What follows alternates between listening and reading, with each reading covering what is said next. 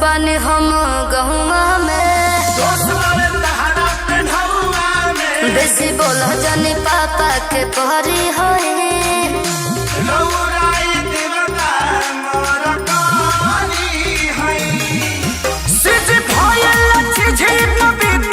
motivation के गुण तोहरा भीतर बा,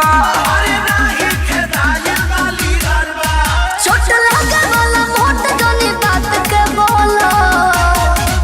लगातारू हट लट ना निकाल के चला, तनी बोढ़नी जवानी पटाल के चला, तनी